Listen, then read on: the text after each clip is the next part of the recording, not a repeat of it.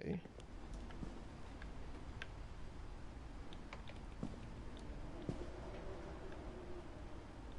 I can't imagine my mom ever writing poetry, and yet...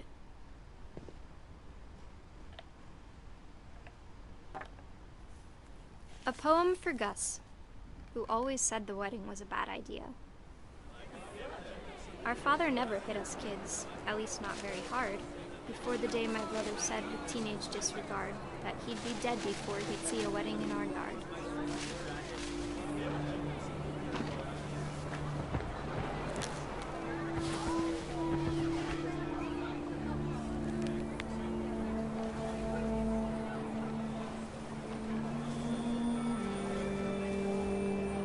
My father made him come, of course, but Gus stood far apart, just flew his kite and bottled up the storm inside his heart.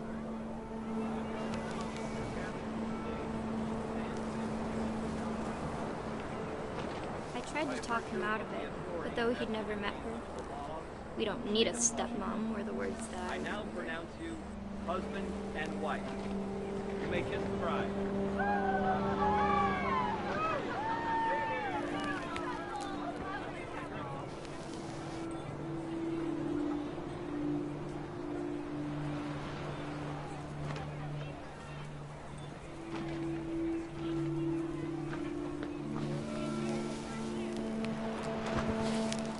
Oh, there's something here.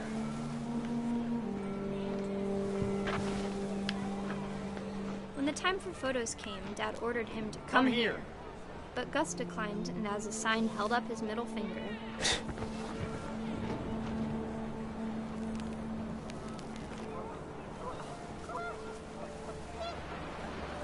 The wind picked up, and panicked geese appeared and quickly went. But all the humans did that day was go inside the tent.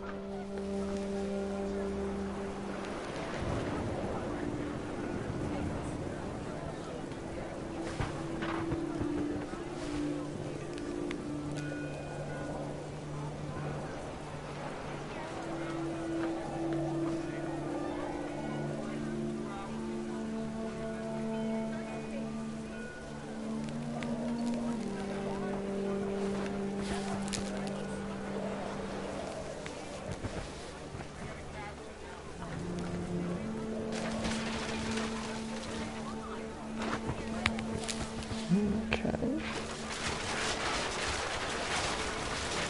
The rain came down in buckets then, but no one seemed afraid that nature might destroy the tent our dad had crudely made.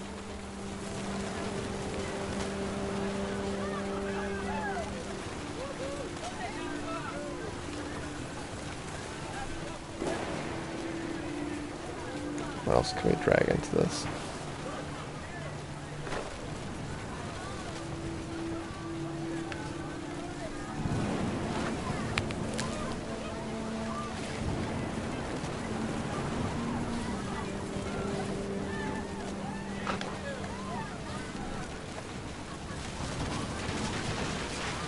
The thunder sounded much too close and full of angry power. But all my father said to this was, "Make the music louder."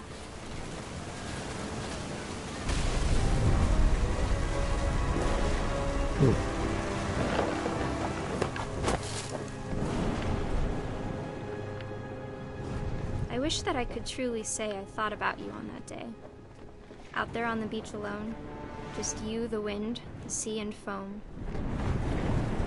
But I didn't, until we found you.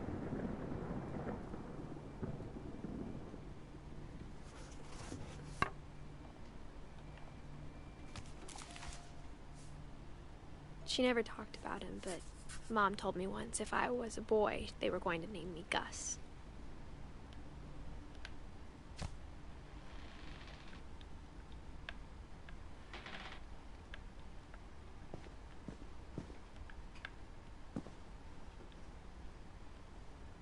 No playing outside without permission, no answering the door for strangers, no messes after dark, all chores before dark, respect others.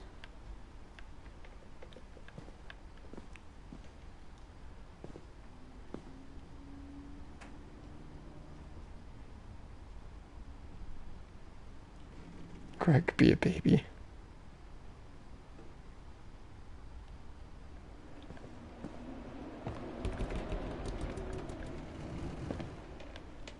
You're all done here? Yeah. My mom moved up to the loft after her brothers died. At the time, it was as far away as she could get.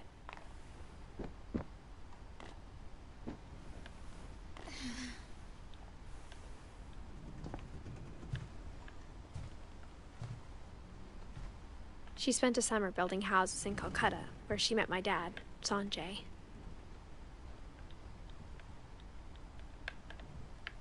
My mom moved to India a week after graduation and got a job teaching English. Religion was another thing my mom never talked about, but I think it helped her a lot after her dad died.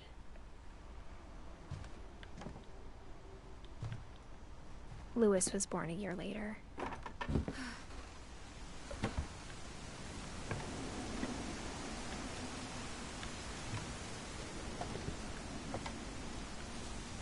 When my dad died, I don't think Mom knew where else to go.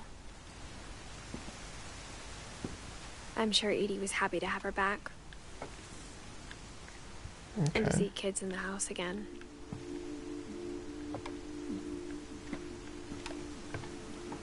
Things are starting to come The together. house had to get a little bigger, but Edie was used to that.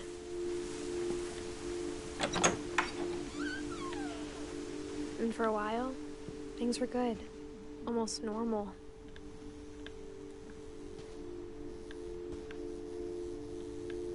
Family history. They're having lessons in family history. But it didn't last. Observation, question, research, hypothesis, experiment, data, conclusion. Okay, well, they're being taught scientific method. That's good. There's a cross in the classroom, but, you know, scientific method is important.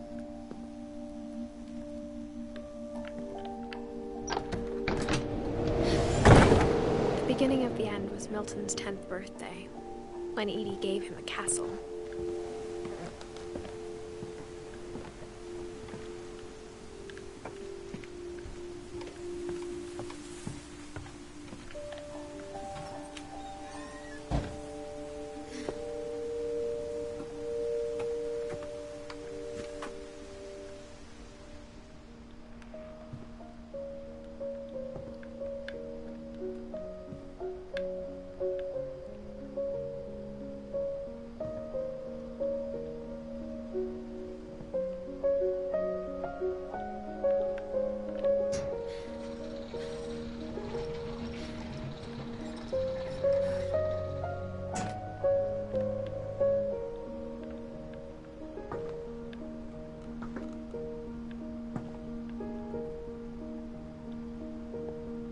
Right, Milton went missing, so he doesn't have a death date. Milton Finch in The Magic Paintbrush.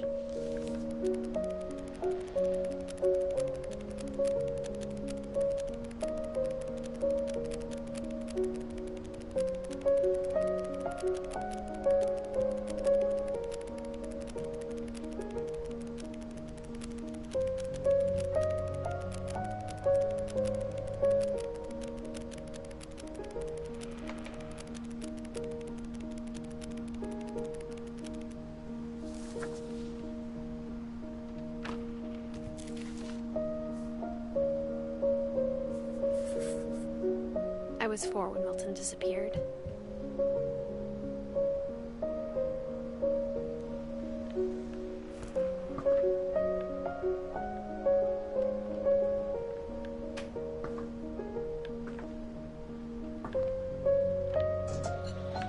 Mom spent months searching for my brother. Then she sealed the doors.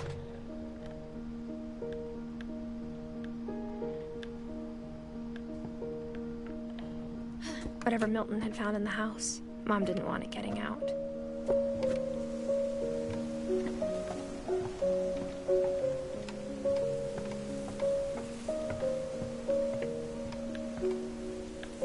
Well, that's not the path forward.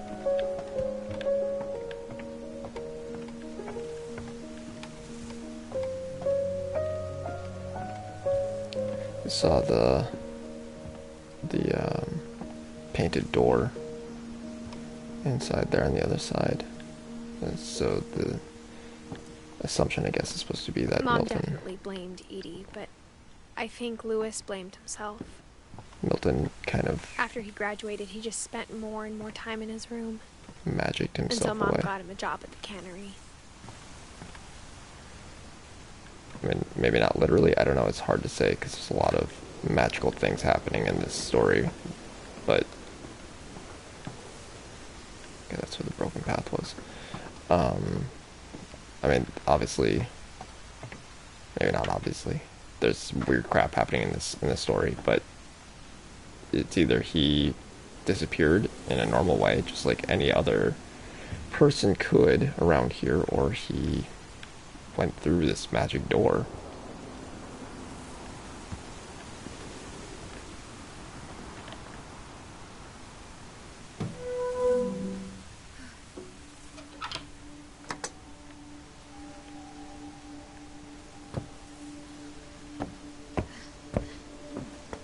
Lewis's room smelled very, very familiar. That part of him lived on. Lewis and I spent a lot of time playing games together, but he was surprisingly bad at them. He died a lot. Eee.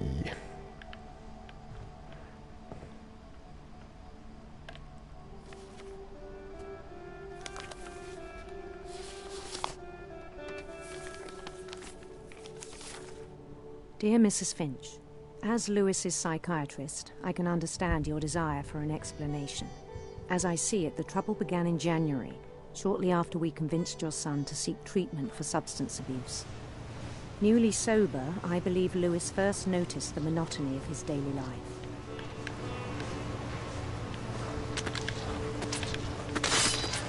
He kept working at the cannery. But he withdrew part of himself. In our sessions, I saw the same behavior. His mind began to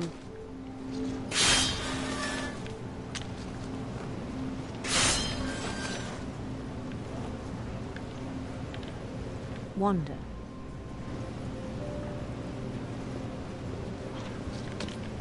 I asked him to describe it.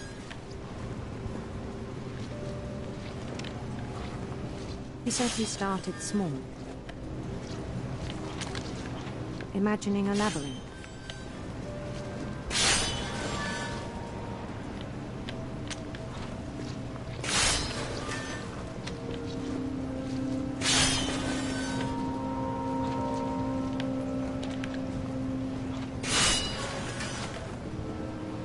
This is really disorienting because I'm using two different Joy-Cons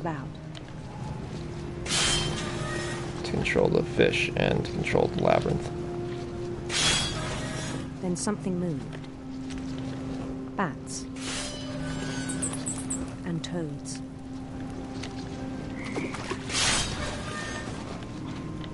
And things that have not names. He knew it was all in his head. But he took it very seriously. I had hoped he'd find himself.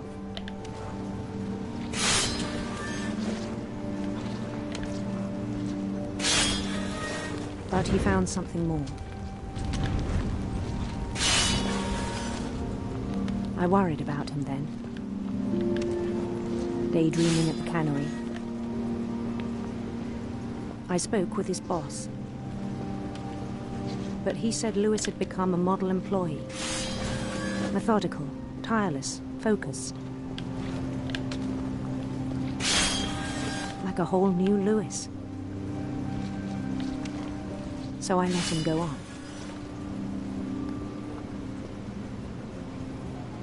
Lewis is gonna lose a hand. I even encouraged him. It seemed very promising at first. He told me he'd made a new friend.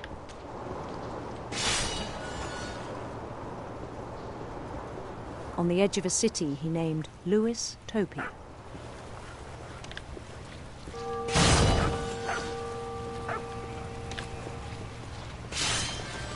He built the city up slowly, brick by brick.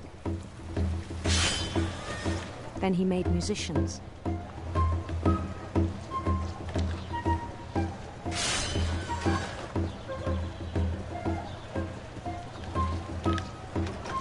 And songs for them to play.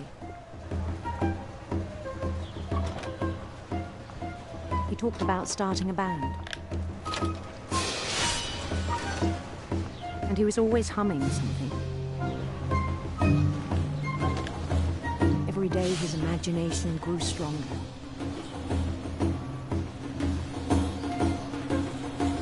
He no longer spoke at the cannery. But his chopping was as reliable as ever. Then one day it struck him that all the cheering crowds, even the stones under his feet, were all in his imagination. So he could do whatever he wished.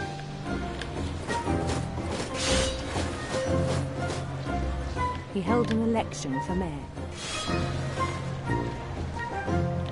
And he won.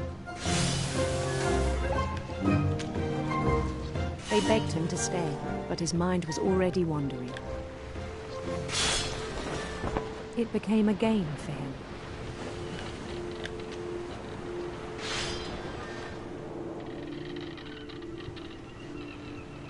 He'd conquer a city, then immediately push on.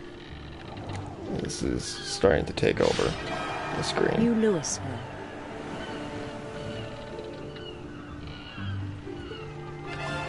St. Louis. He started drifting away from our reality.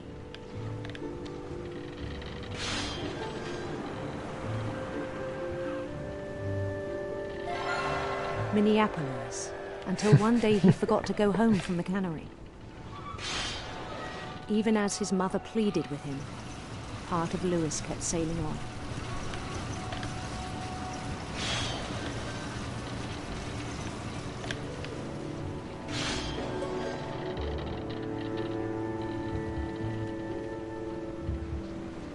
In Louisburg, he heard rumors of a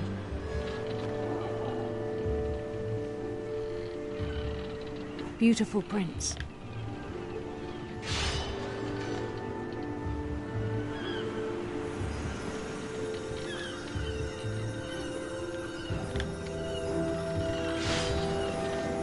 The prince was on his own quest for...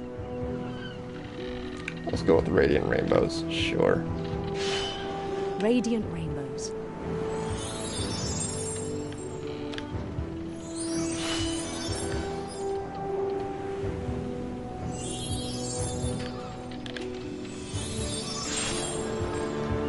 He followed the sound of his Electric guitar. electric sitar. Sitar, even better.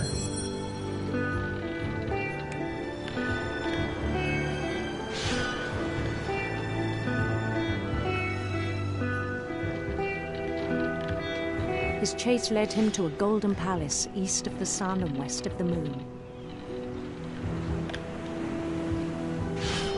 Even then, his logic remained sound. It's gonna end poorly. He knew the world was all in his imagination. Oh, damn.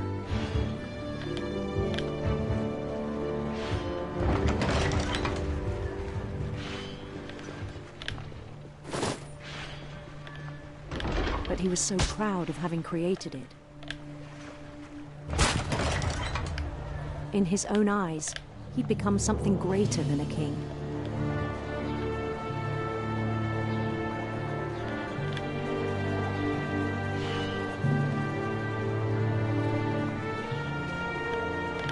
For someone who'd never known success in the real world, I think it was overwhelming. And then it struck him that the real Louis was not the one chopping salmon, but the one climbing the steps of a golden palace.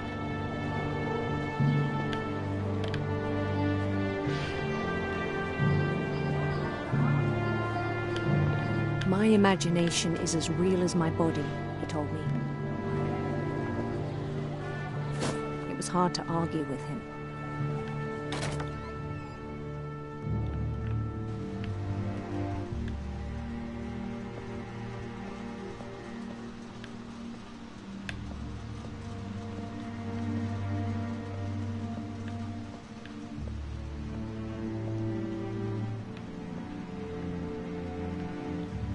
He began to forget the world we know.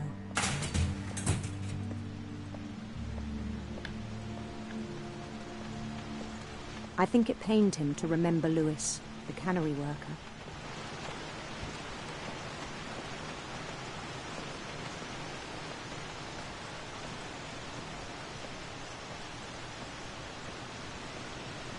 He began to despise the man with a royal contempt.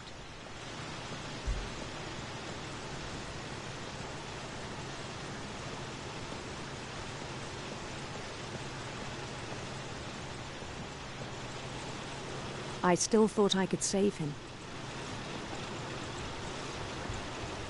Even after he said he was being crowned king over all the lands of wonder.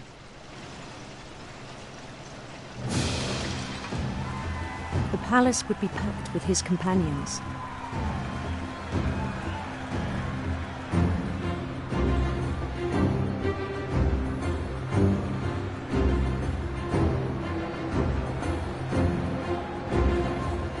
Including the wise Calico who'd insisted on inviting me.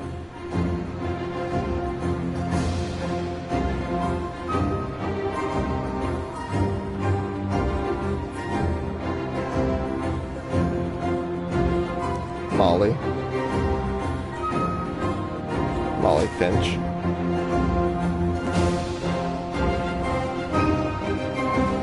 His prince waited, holding his crown.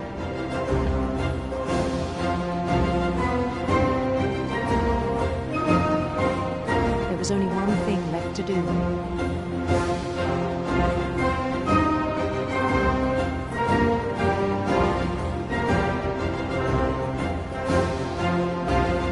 Bend down his head.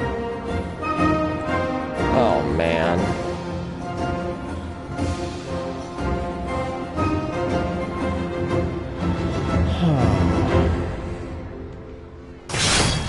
And the rest I think you know. Mrs. Finch, your son was a kind man who will be missed by all of us who knew him.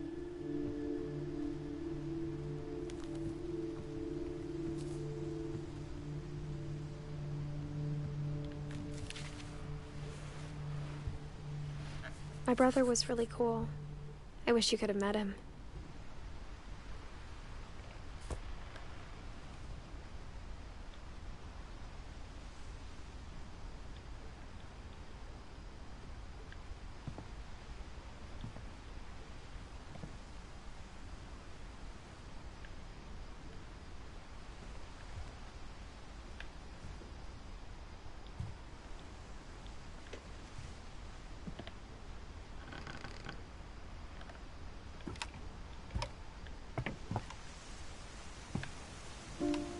On the way back from Lewis's funeral, my mom told me to start packing. She waited until the day before we left to tell Edie. I'm not sure if she wanted to make it easier or harder.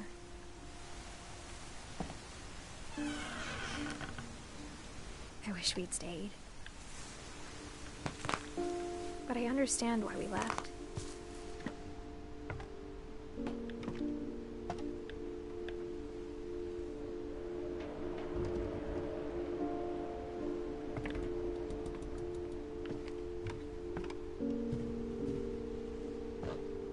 My mom ended up leaving everything behind.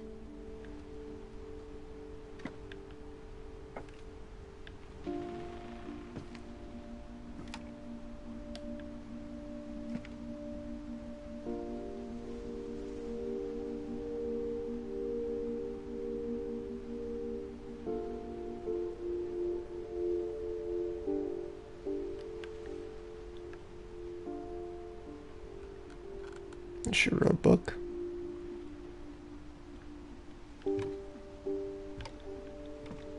What happened that night had been coming for a long time. Maybe it should have come sooner.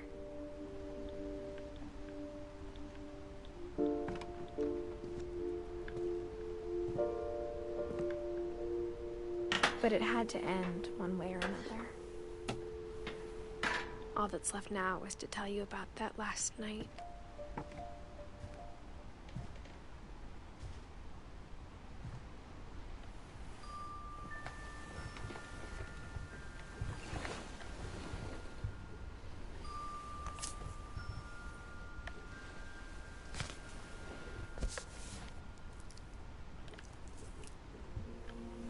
That whole last day, Edie just watched us pack and didn't say a word. Until supper, when she raised her glass and said, "To our final night together, and all our final nights apart." Grandma, you know what I said about alcohol. Some of your medications are very Edith, specific. I left a present for you in the hallway. Why don't you go open it? The grown-ups have to argue now. I'm sorry, you're right. We're all leaving tomorrow. Let's just enjoy our last... I'm not leaving. Edith, you're excused.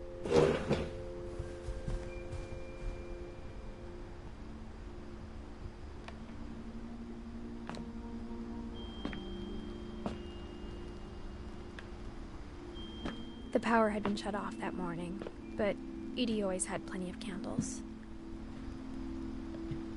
When my mom sealed the library, I don't think she knew about the other entrance. Or that Edie had a key to it.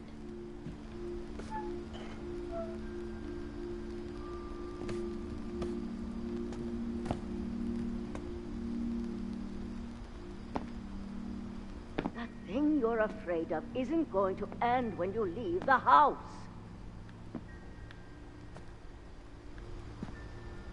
Edith has a right to know these stories.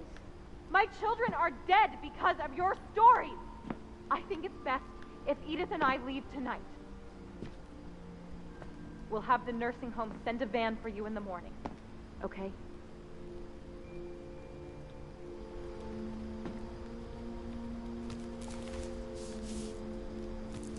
Dear Edith, there's so many stories I wish I could tell you, but there's only time for one. This is about what happened on the night you were born. That night, the tide went way, way out. It was the first and last time I ever saw the old house aground. There'd been an earthquake out in the middle of the ocean. They called it the lowest tide in 1,000 years. God, it smelled awful. You know, I've seen that house every day of my life.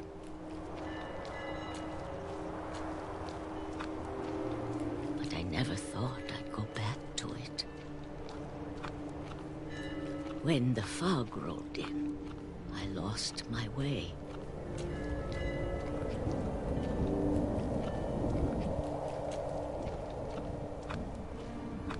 I got turned around.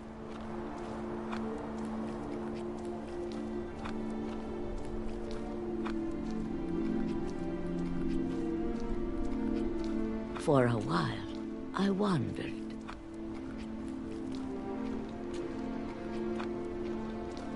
I started seeing things.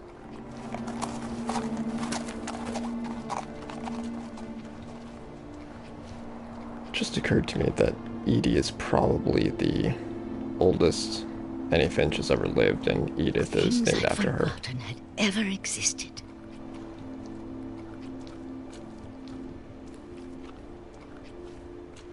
What that necessarily But means, when I saw them, they felt like old friends. I don't know. That night, a lot of things came back to me. Or maybe I came back to them.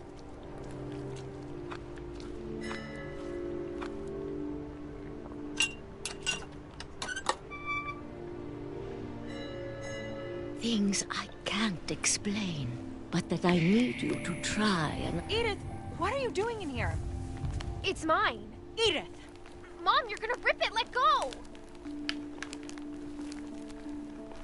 I kicked and screamed, but Mom dragged me to the car.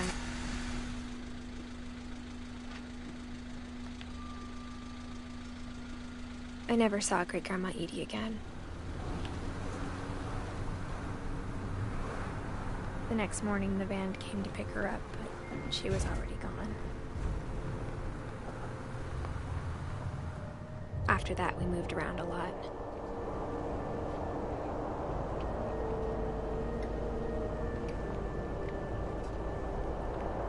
We both tried to make the best of it.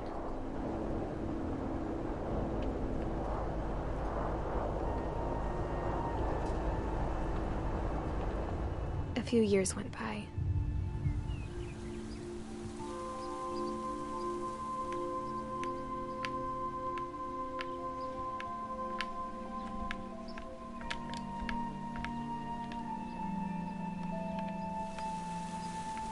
My mom didn't like to talk about it, but she started getting sick a lot. The rest happened pretty quickly.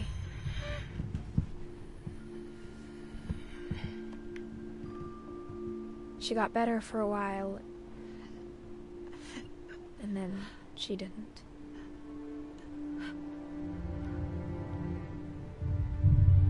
And then I was alone.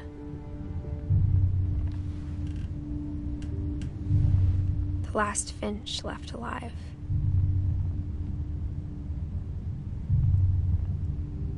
Until I found out about you. I'm still not sure what to tell you about all this. If we lived forever, maybe we'd have time to understand things. But as it is, I think the best we can do is try to open our eyes. And appreciate how strange and brief all of this is. This journal was supposed to be for you. But now I hope you'll never see it. I just want to meet you. And tell you all these stories myself.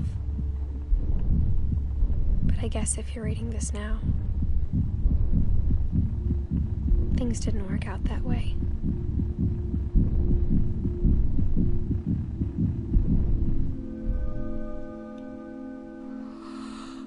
This is where your story begins. I'm sorry I won't be there to see it. It's a lot to ask, but I don't want you to be sad that I'm gone. I want you to be amazed that any of us ever had a chance to be here at all. Good luck.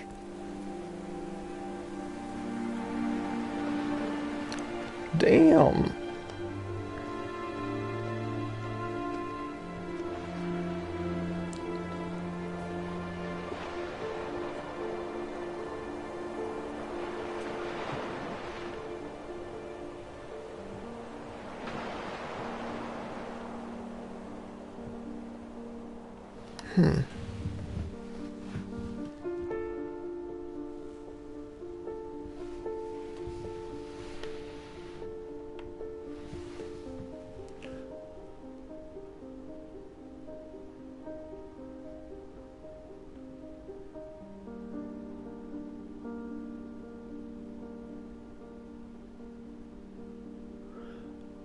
I'm really gonna have to sleep on this one.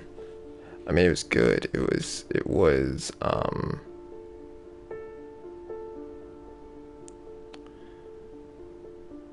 really good.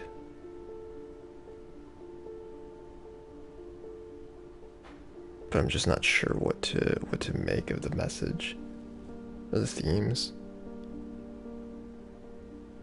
I mean, I think obviously like there's a lot about like what we do with our time, you know, even if it's limited. But that seems far more basic than I think what's going on here. It seems pretty surface level. I guess what I'm really struggling with is the scene with Edie walking towards the wrecked house, where when Edith was born,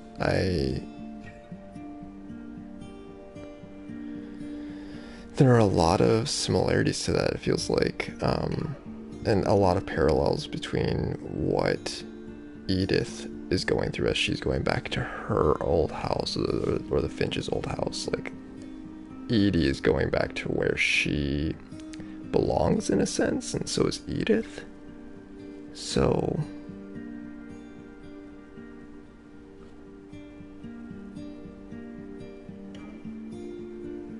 I don't know.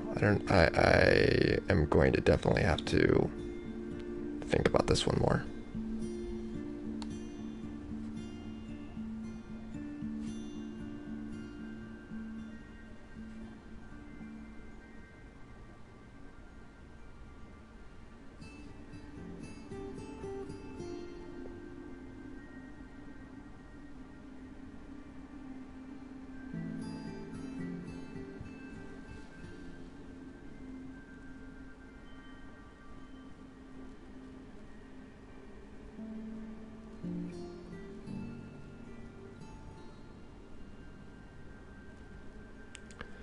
Annapurna Interactive, you do it again. I have not played a bad game by this publishing company. They really know how to find good stories, good developers.